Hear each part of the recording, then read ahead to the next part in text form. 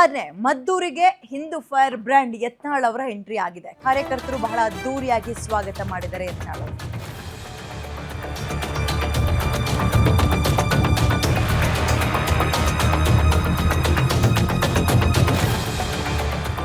ಮದ್ದೂರಿಗೆ Hindu fire brand ಅವರ entry ಆಗಿದೆ. ಯತ್ನಾಳ್ ಅವರ ಎಂಟ್ರಿಗೆ ಹಿಂದೂ ಕಾರ್ಯಕರ್ತರು ವೆಲ್ಕಮ್ ಮಾಡಿದ್ದಾರೆ ಅದ್ಭುತವಾಗಿ.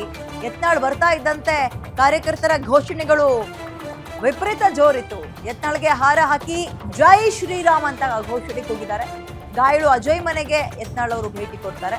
ಕಾರ್ಯಕರ್ತರ ಬೈಕ್ ರ್ಯಾಲಿಯ ಮುಖಾಂತರವೇ ಯತ್ನಾಳ್ ಅವರು ಮದ್ದೂರಿನ ಆರಂಭದಿಂದ ಗಾಯಾಳು ಮನೆ ಇತ್ತಲ್ಲ ಅಲ್ಲಿ ತನಕವೂ ಕೂಡ ಹೋಗ್ತಾರೆ.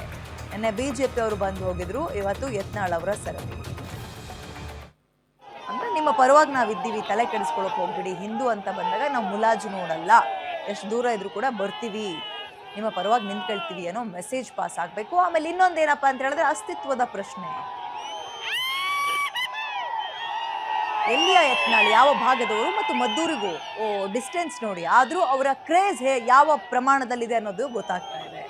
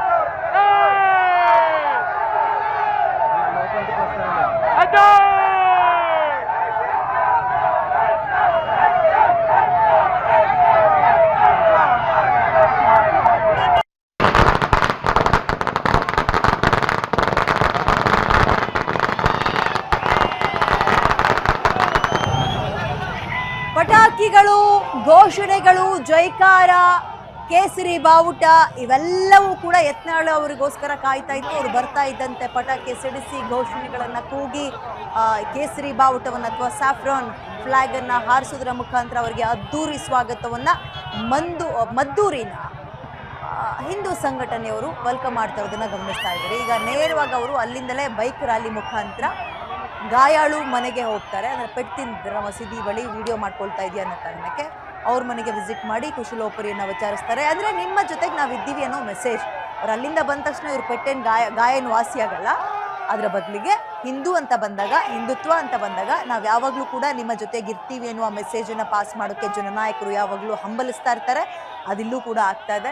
ನಿನ್ನೆ ಬಿಜೆಪಿ ನಾಯಕರ ಸರದಿ, ಇವತ್ತು ಯತ್ನಾಳ್ ಅವರ ಸರದಿ. ಬಿಜೆಪಿಯಲ್ಲೇ ಇದ್ದಿದ್ರೆ ಯತ್ನಾಳ್ ಅವರು ನಿನ್ನೆಯೇ ಬರಬೇಕಿತ್ತು, ಬಟ್ ಅವರೀಗ ಬಿಜೆಪಿಯಿಂದ ಉಚ್ಚಾಟನೆಯಾಗಿದ್ದಾರೆ. ಹಾಗಾಗಿ ಒಂದು ಸಪ್ರೇಟ್ ಸ್ಟ್ಯಾಂಡ್ ತಗೊಂಡು ಇವತ್ತು ಬಂದಿದ್ದಾರೆ.